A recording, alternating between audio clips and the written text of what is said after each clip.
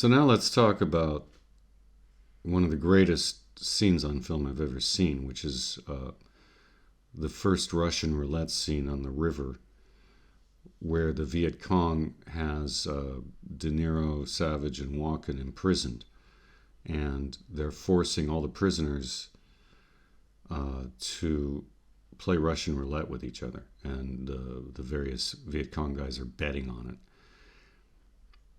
This is a sequence with several scenes in it, and I won't go through all of them, but basically De Niro, who I said is quite intelligent, not just physically a good soldier, but is intelligent, and he figures out a way that he and Walken can somehow get out of this really deadly situation where they're almost sure to die.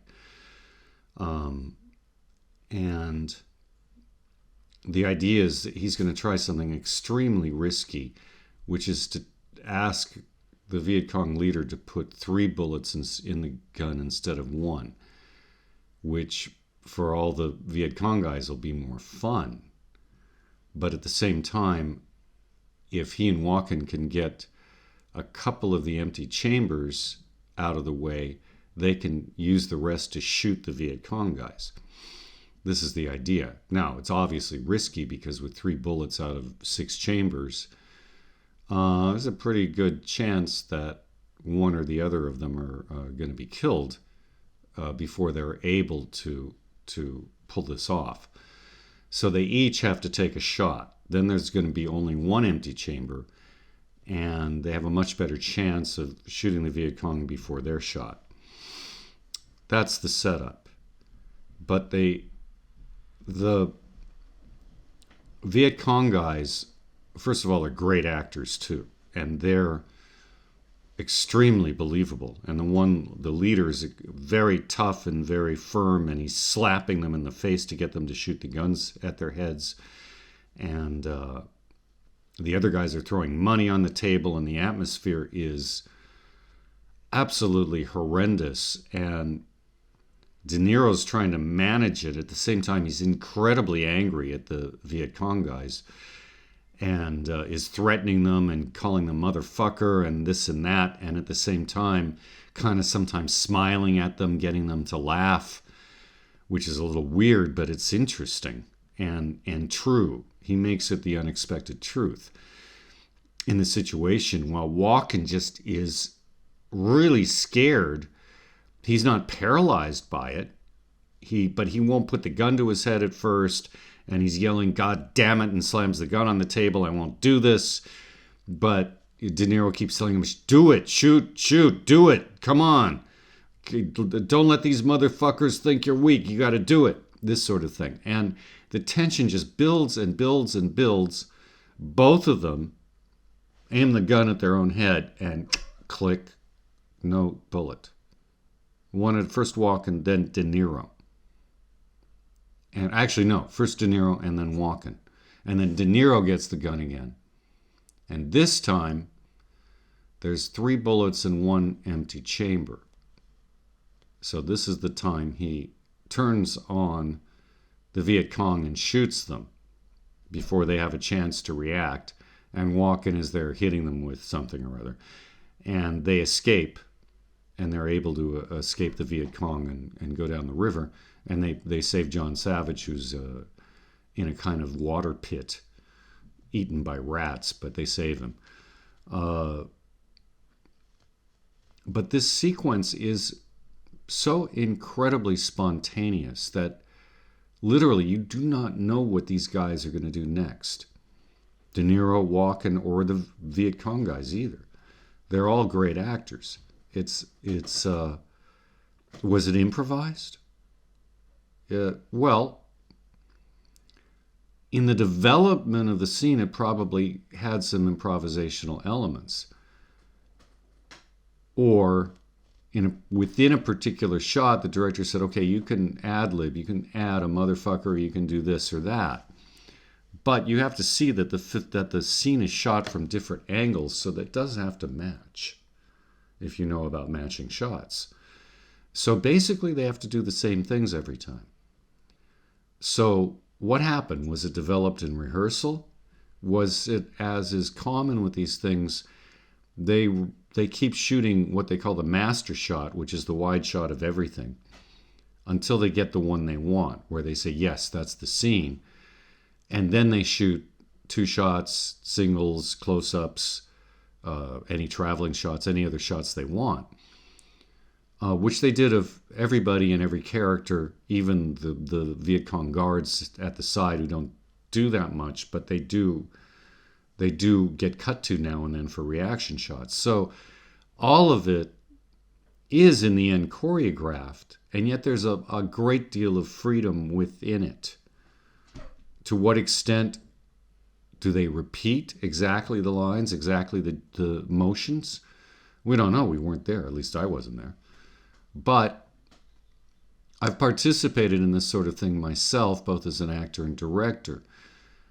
And it's good for the actor to know how editors edit, that they need certain moments to be able to cut to a different shot that are going to match.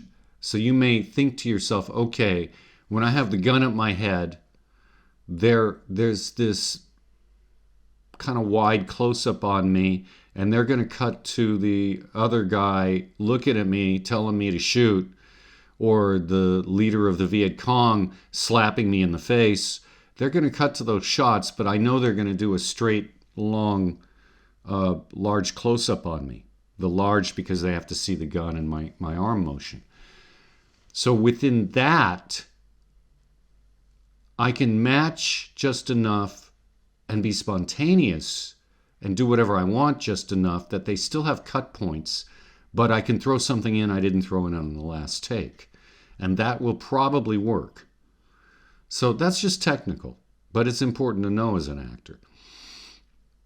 What's more important, though, is how you find the spontaneity, how you got there, the real acting skills. Well, the character's been developed. Even if you shoot out of sequence, you have to have worked with this whole entire script to understand where the character comes from and where they're going to. That results in this behavior in this particular scene. So if we already know De Niro, Mikey, is very competent, is intelligent, and is physical too, as a soldier, and has got balls, he's very brave, and he figures out the best chance of survival. It's not a great chance, it's maybe 30%, but it's better than zero, which is any other alternative is zero. No chance, hardly any chance for survival. So he takes the best chance he could get. That's intelligent. And once he's on that course, he's adamant about it with Christopher Walken. No, this is what we're doing. We're doing this. Walken's like, that's crazy. We'll shoot with 3 bullets in the gun. We're going to... Yeah, but there's no other choice. It's either that or be dead. And it's like... And then when he's dealing with the Viet Cong, he's not groveling in front of them. In fact, he's trying to fight them. He gets up once or twice and tries to hit them. And he's yelling at the motherfucker and this and that. He's not... He's actually deliberately upsetting them. Because he knows, or he figures, they're not just going to shoot him. They want him to play Russian roulette. And they have control over him. They have all these guys with guns. So for him to do anything serious in a fighting way is not going to work for him. He's going to get killed instantly. So he is actually able to be a bit aggressive with them and know they're not going to kill him because they'd rather he killed himself with Russian roulette. That's going to be more fun for them because that's what they're there for. And he uses this to throw them off balance so that when he suggests putting 3 bullets in the gun, the lead Viet Cong guy, who's very good, he takes 15 seconds or so to say yes because he knows, oh, if they somehow get rid of the other chambers of the gun, they could shoot us. It wouldn't just be 1 bullet with 5 guys to kill. he could actually kill most of us with 3 bullets in that gun. But how's he going to get rid of the empty chambers? And he's probably thinking this, but you see him thinking. You see him weighing it back and forth, because after all, the other guys like it. It's going to be more interesting, more fun if there's 3 bullets in the gun. It's part of the game, and they're there for the game. So finally he goes, okay, yeah, let's do it. And De Niro's going, yeah, 3, yeah. And he's even making jokes and laughing about it. And everybody's kind of grinning like this is going to be great. This is amazing. This is amazing how that developed in the scene, and the spontaneity and the reactions of everybody, and the thinking about it, and the persuasion and the violence of them constantly being slapped in the face by the Viet Cong. It is really remarkable. And there's a moment De Niro is like extremely grim, and then he laughs, and then he's grim again a second later, half a second later. Like, I'm going to kill you, you know. And then they do it, and it works. And Walken, interestingly, after they've actually shot everybody, he keeps beating them with, you know, some kind of a stick or a rifle, I can't remember. But he keeps beating on them, and De Niro has to pull him off. He has to pull Walken off and say, come on, let's get out of here. They're dead, let's go. Which reveals something about Walken, that he was scared and amazingly angry, and was not as willing to go through with this as De Niro, who thought it up. But he did go through with it, and he did succeed. So, you know, he's got courage, but it was hard for him. It was quite difficult for him. But then later in the film, after Walken goes a bit crazy, he goes to these underground bars in Saigon. He doesn't come home to America.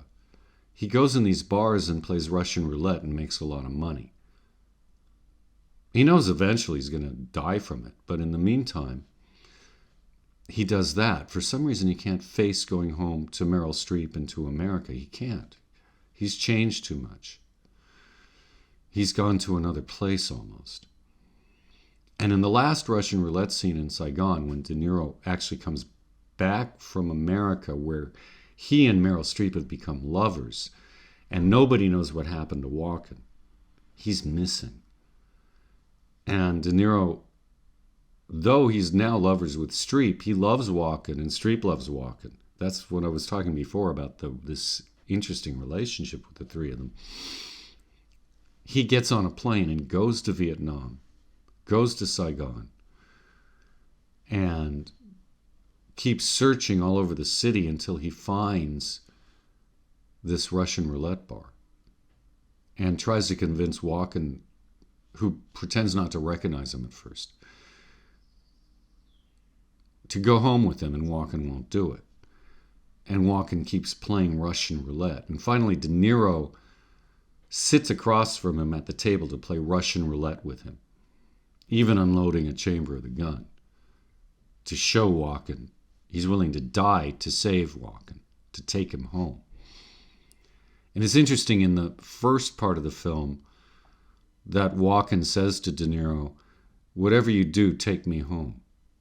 That's in the first part of the film, after when we go to Vietnam.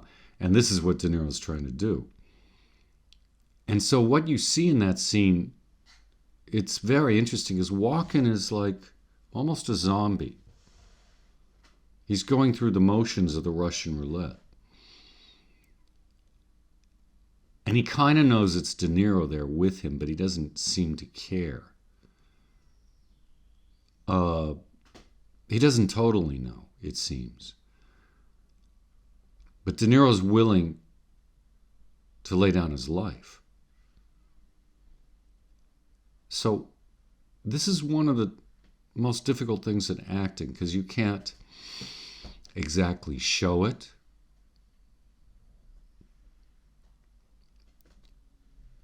You can't just think it.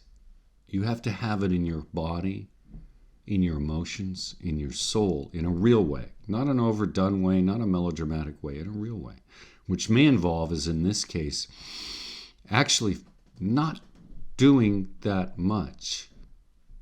Not overacting at all. You're in this room full of people who want to see one of you, the other of you, your brains on the floor.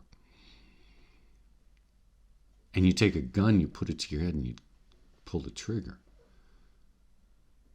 And then the other guy takes the gun, and you saying, "Don't do it, Nikki. Don't pull the trigger. Come home with me." And the most interesting thing in that scene is that Walken does this brilliant thing. That just before he pulls the trigger, he seems to recognize De Niro. He seems to recognize him. And really like, "Mikey?"